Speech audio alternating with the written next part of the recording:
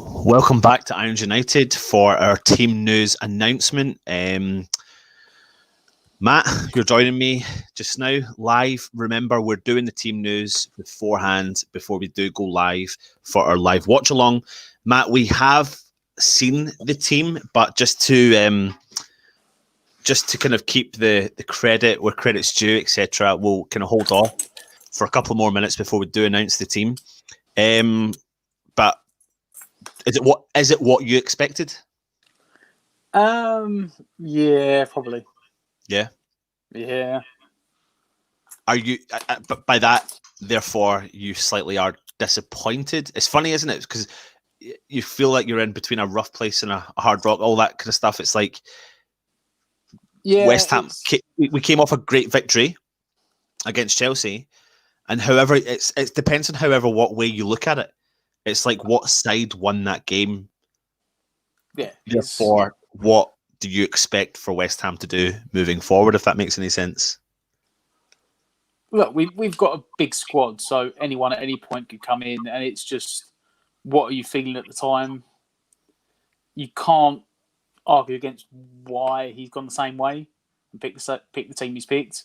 You know, we sat there and spoke yesterday, and we realistically, if you look at our team now, you've got enough options that you could pick anyone, and you couldn't really argue either way. There's enough players in the squad that you could make any change you wanted, and within reason you could validate making it. So it's a hard one.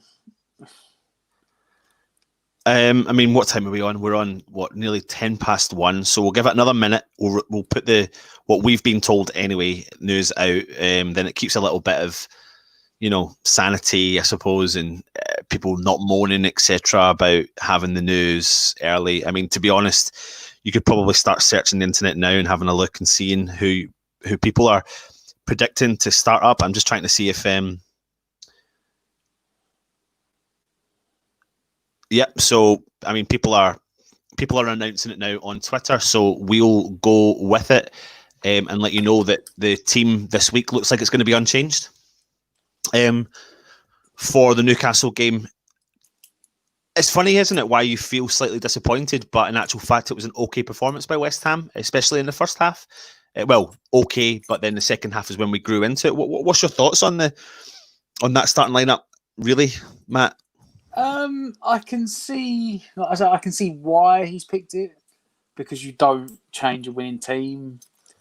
There's arguments to be made that maybe Yarmolenko wouldn't have had the same impact if it started, and maybe he's thinking that. That team did play well. Don't forget that team winning 1-1 at half time. It wasn't until the 70th minute, 60th minute that Jack Wilshere came on. So that team did actually get us into a 2. I think was Jack Wilshere on the pitch when they scored the equaliser. So that team either put us up 2-1 or it was at 2-2, and then he made the changes. So that team had goals in it. Defensively, there was no argument, I don't think, either way. I don't think anyone would have said anything about the defence. I think that back five with the goalkeeper at the moment picks itself, as did Rice and Souček. The only people you would have been questioning was Fornals and Lanzini. But obviously Moyes has decided he'd seen enough from both of them that he didn't want to drop them. I think if anything, it shows consistency though. Like I suppose it's fair game. I suppose at the end of the day, if he's going to look at moving forward with West Ham as a club, then we need to look at consistency in team selection and give those players the game time that they need. You made a key message to us last night about how we've got 4 games coming up in just under 2 weeks. But apart from Noble aside, there's legs in that team. And I know I'm assuming Noble will be on the bench.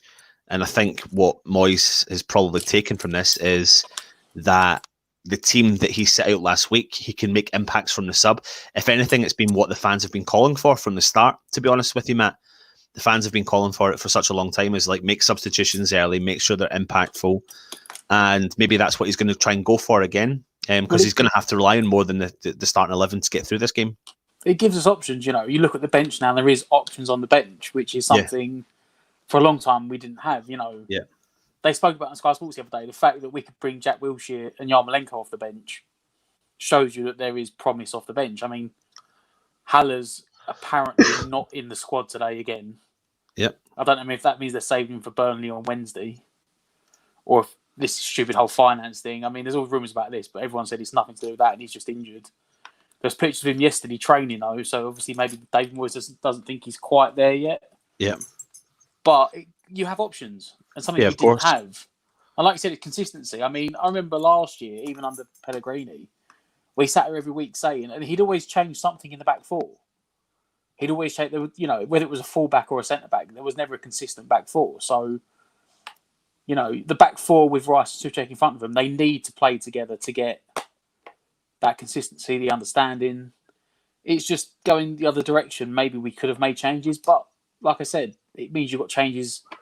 If we need to make changes in the second half, the options are there. So yeah, of course. Listen, there's loads of comments coming in here, Matt, and people are saying, like, I suppose they're probably taking from our start of the programme, they're going, what's the fuss about the same starting lineup? I think it depends on how you look at the game in particular. I mean, I'm not negative about this starting lineup. I don't think, Matt, you are either. I think we were just talking a lot about the preview and thinking, we looked more comfortable going forward when we had that support up top with Antonio, i.e. when it came to Yarmolenko. The one thing I'm glad I'm not seeing is if Yarmolenko is going to start, that he would start out on the wing. Anyway, that would disappoint me. Credit. I don't know. He's given a lot of faith in Lanzini as well. Like, Lanzini didn't do much. Now, I'm not on the camp of selling Lanzini, but he didn't do much in the game. He didn't have his worst game under the Claret and Blue of West Ham, but. Listen, we'll bring in Nigel. Nigel's here as well. Well, I think he's getting his earphones ready as well. Nigel, can you hear us okay? Oh, you all right? Oh. I brought you on a little bit early there, mate. You okay? Hold up. Yeah, it's not working. Hold up. All right, okay. I'll let you do it. Give me a wave when it's ready. For Lanzini, I mean, you would probably say, and Moyes would probably say, that he'd done the job he wanted him to do. Yeah. The other night, he was actually solid defensively, which isn't something you'd assume with Lanzini. He tracked back well. He covered Creswell. So maybe Moyes is thinking, well, that's enough. I'm not, I honestly think... It's weird because when I saw that lineup the other night, I thought you'd have seen Fornals on the wing and Lanzini down the middle, and it seemed to be more that Fornals was down the middle and Lanzini was down on the wing. So it's just to let. Sorry, Matt, for interrupting you there, Nigel. Thanks for joining us again for the team news. We put out the news a couple of minutes before it came on, and it's just been confirmed again by West Ham that this is the team news. And again, as expected, Haller doesn't make the bench. What's your thoughts on the same team being selected, Nigel? Probably the best way to go, realistically. I mean, the first 11 he put out didn't do a bad job, did it, Wednesday night?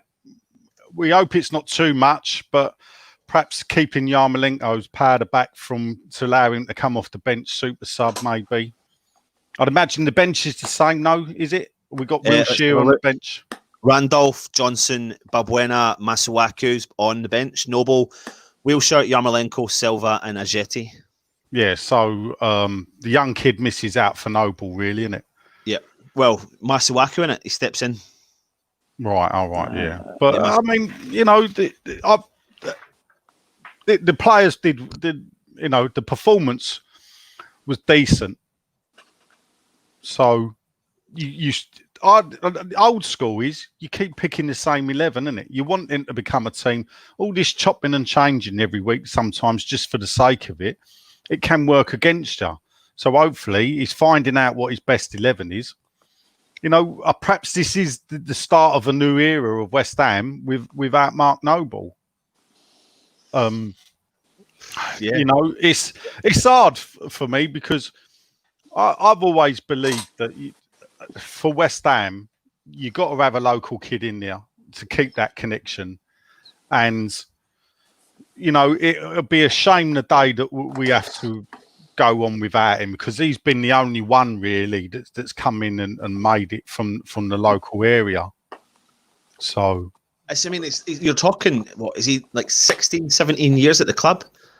playing. Is that what it is? Since he's been when he made his debut. How old was he when he made his debut at West Ham? 17 when he came in from the Championship season. So 2004-05.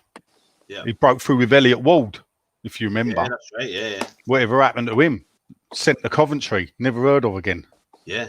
But he had a good season under his belt with us. Yeah. But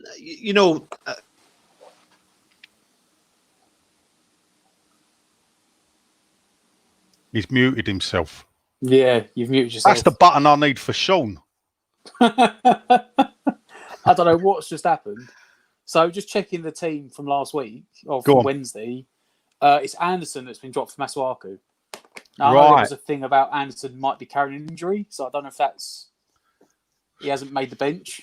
It's about the only thing he can carry, really, isn't it? I mean, I wouldn't trust him to carry the shopping moment from the shops. But then again, I wouldn't trust Masuaku to do it either, to be honest. That is true. Yes. It's horses for courses. We've not got a great record up there. I suppose he's looking a bit more defensively. Perhaps he's thinking with Wilshere there, Anderson and Yarmolenko. He knows what Yarmolenko can do. Do we need really to pack the bench with attacking? Bearing in mind he don't like using all five. Yeah. No, he seems to be like allergic to it. So, he made history, as I said the other night, by picking 4, first time ever for a West Ham manager to make 4 subs. So he got his wish. He's made history. And let's hope it's better than that, though. Yeah, can he make history today and pick 5? Put 5 subs on in a competitive game. In a competitive game, obviously, in friendlies, we have made more subs for the pedantic. But I mean, so the point I was trying to make before I kicked the plug out of the monitor and muted myself was the fact that when we first came on the show just about 15 minutes ago, myself and Matt looked a little bit kind of, is it the right thing to do? Because we were talking in the preview last night saying that we would like to have seen, I know this as we talk about, the history says that you should play a winning team, but you could debate whether or not that the winning team was the team in the second half as well. Equally, you could argue that point, but like you said, Nigel, I mean, both halves were decent by West Ham. Obviously, we ended up with the victory, but I think I just don't want to see the isolation again of our forward line. And last night I said to Matt on our preview that when we press, teams do struggle.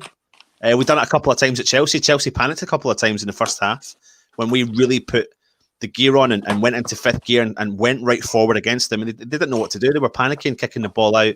We talked last night, said Newcastle are there for the taking. They do concede goals. I know they've come back. Seems to be a different team. They're averaging 2.7 goals per game since their return in the last, is it 3 or 4 games they've played? 4. Yeah, I mean, that's a drastic turnaround in the season. What do you think's gone through Moyes' head when he's selected this team again? Is it the consistency he's going for? For me, I think he's looked at what happened against Chelsea, and I get what you're saying. We won it with the subs on the pitch, but at the end of the day, we had the contentious goal disallowed. We went down because of a penalty. So that's our mistake. And it is an individual mistake. So it's not a mistake of Moyes. It's not a mistake of Moyes' tactics either. It's an individual mistake that you lay at the door of the player that gave away the penalty. So actually, when you look at the team he picked, they performed really well. We went 2-1 up.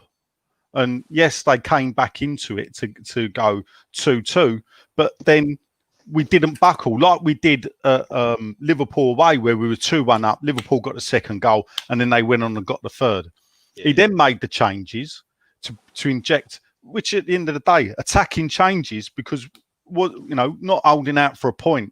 He's sort of gone with the pace of Yarmolenko. I rubbished. As I said, I rubbished Yarmolenko. I'll hold my hands up for that game. I'm not going to change my mind instantly on him. From what I can gather is that he had a lot of injury problems the season before from Dortmund. That's why they were happy to wave him off. So it's possible. I've not seen the best of Yarmolenko. I'm not one for going around looking on YouTube channels either. He says sitting on a YouTube channel. But videos of footballers, I don't do my scouting off of YouTube. So, because I remember Redknapp saying Marco Boogers looked like Pele. I was going to say he signed. I was going to say Yeah, he and he signed boogers up a video. So there you go. It teaches you a lesson. It don't watch videos. They don't give you a true picture. So perhaps I'm a bit harsh on Yarmolenko, but me, I fancy a draw today with Andy Carroll scoring. Oh, don't make. It's inevitable though, isn't it? Well, look, I've got my new T-shirt on. You ready? You can only see the top. I like it. There you go. Where was that from? Morrissey. I like it. Off Morrissey's website. He's got loads of West Ham T-shirts on there, which stems from the fact that I think he appeared. Not I think he did appear on stage once in a West Ham boys T-shirt, and obviously his marketing people have gone into overdrive because there's about 5 different West Ham T-shirts on this English Martyrs website, which pushes Smiths and Morrissey T-shirts. Yeah, nice T-shirt. I do like it. Just quickly, let's talk about the Newcastle team. This is the starting lineup for them. I mean, I'm not going to lie to you. I have no idea from Adam who their keeper is. Dubravka. Dubravka's decent. Yep. I know who Kraft is. They make cheese. Right, he's Fernandez has come in. Lascelles is fit, which is a surprise, and Manquillo's fit. So that's your back 4. But we were talking last night in particular about Saint Maximin and then how he has came back from. I mean, he's been put forward for Player of the Month. They've taken into consideration the last weekend's fixtures before COVID-19 kicked in.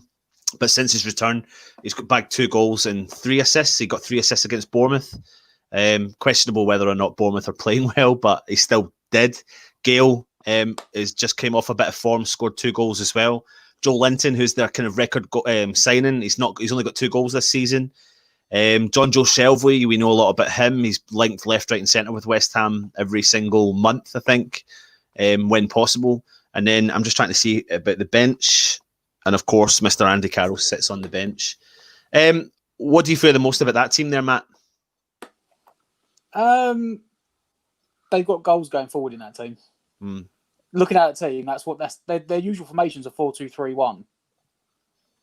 So you're looking at Maxim hopefully squaring up against Fredericks, Joe Linton squaring up against Creswell, and Almiron floating with Gale up front. But that front 4, I know Joe Linton doesn't score goals, but he's more of like a Shane Long or a Firmino where he does the hard work. Yeah, and makes the space for people to score goals. And Shelvey in a holding role is interesting because if they get on the ball, he could dictate the game. I was just going to say because he can pinpoint a pass though, can't he? But and if you're looking at that forward line, I mean Saint Maximin and Almiron, I mean they've hit form since they've returned back this year. They have, and that's what I said last night. I picked out Almiron as one of their guys. Yeah, to be worried about. It's just, I think a lot of that is going to hinge on Shelvey. Because if we're attacking, or we're hitting counter-attack, Shelvey doesn't like running back. That's the problem he's always had with managers, is they don't think he works hard enough. Admittedly, he's got Hayden sitting next to him who will do it, but if we're attacking, Shelvey's not the best defensively. Yeah. But if they're dominating the ball, then he could decide the game. Absolutely. A lot of faith coming back to West Ham again, Nigel. A lot of faith in Lanzini again. He's questionable whether where he's at in terms of his level of fitness and his abilities. His confidence has dropped, but what's his name is stuck by him. Moyes is stuck by him. What's your thoughts on that? The only way to get a player back to his best is by playing him. Mm-hmm. So the only way to get back into form from being out of form is by playing games. Yeah. Now, you can do that with one player. You can have a player that's out of form and put him in your 11 and try and play him back into form. Yeah. So don't have a problem with that at all. I mean, listening to what Matt said, that's the first thing, you look at it and think, ooh, got goals there. The Newcastle defeat at the London Stadium was perhaps the game where I thought, we could be in trouble this season. Yeah. Because they turned up, they weren't that great. Or we assumed they weren't going to be that great. They went 3-0 up You know, I remember, I think they got their third goal straight after the second half. I was walking back up the stairs and people were pouring out to go home. And I'm thinking, the second half, as it kicked off, and the geezer went to him, mate, don't go in there. They got a third. As he was walking out. And it was Shelby and St. Maximum actually tore us apart that game. You know, so it was a worry. I mean, we got back into it, so we only lost 3-2. So perhaps you think, well, there's a bit of hope there. We know what we're coming up against now. Yeah. You know, I didn't know much about San Maximum until we did a trial away on us from Wolves. You know, and that's the thing. We've just seen 2 games ago what Traore can do. You know, Sam Maximin's the same type of player as him. Got pace to burn, can get down, but then he blows hot and cold. So you just got to hope that he's blowing cold today and not hot. Well, you know, West Ham are sitting 16th with 30 points. Watford below us, 28 points. Villa, who play Liverpool later today, on 27. Bournemouth, a game on us, as have Watford on 27 as well. A victory today for West Ham would definitely open up. It would make it, where are we? It would be a 6-point gap between the bottom 3 if Villa were to get beaten by Liverpool later on. How important is this victory today? I mean, I know you, Nigel, you said that you believe that Chelsea has the ability to be the game that saves us, really, for the season. But, you know, when you look at those gaps, the potential gaps that are there, is it typical West Ham that we slip up at this test? Or, I mean, we've got to really go out for it today. Look, it's hard to say. Our record at St James's Park is not very good. But that's at St James's Park with fans. With fans, yeah. St James's Park without fans, total different kettle of fish, the game is. So it's just purely about the teams and the way they play. You know, it's hard. I've heard that we've travelled up with 2 coaches. You can't use the away dressing room now. So I don't know what... you know, you don't know whether that's going to affect the team. It shouldn't do, but these things do.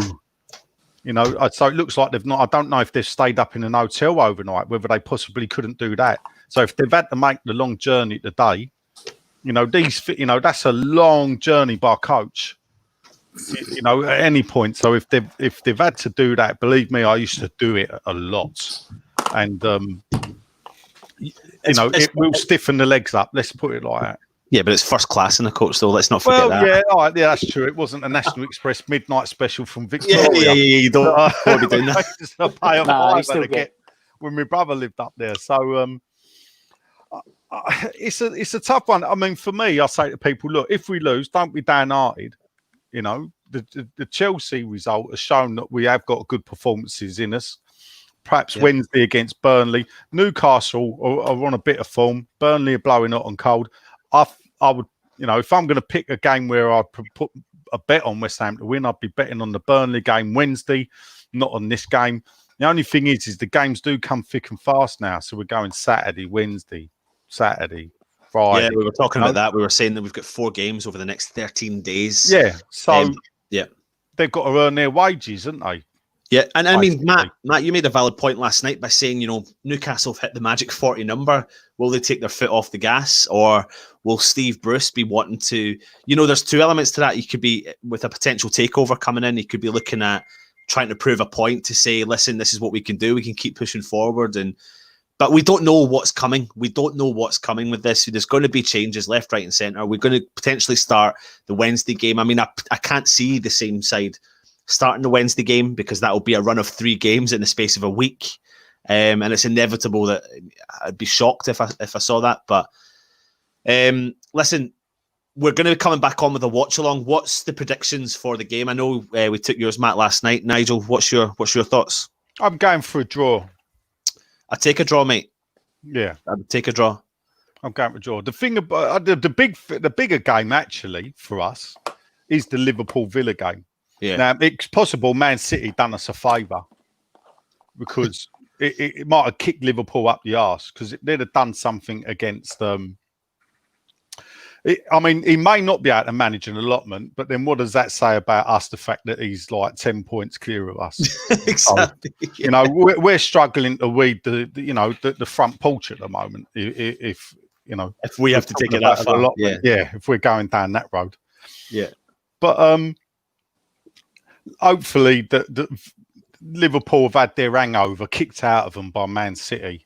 And that they'll look at it. I think they can still get the points, the record points, can they? Yeah, they can still get to triple figures. Hopefully they're going to be looking at that and they'll dismantle Villa. Because the last thing, realistically, if Villa gets something against Liverpool, the last thing what I want is us to be 3 points above Villa going into the last game of the season with 5 or 6 goals on goal difference, because we know we've got a 3-0 loss in us, possibly. You know, if we're 5 goals above Villa and 3 points, Villa win 3-0 last game of the season, it all flips. We go down, they stay up.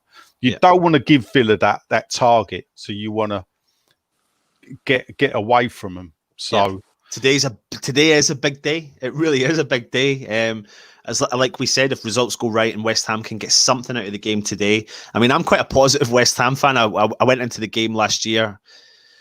I think I predicted the 3-1. Was it the 3-1 victory we got with Chicharito got the goals at St James's Park? Was it? No, was it 2? I can't remember when it was. That was 2 seasons ago. Wasn't it? 2 seasons ago. Was it 3-0 we won? Yeah, it was, wasn't it? Yeah. I predicted that, but you know, that was probably me having a few rums up there as well.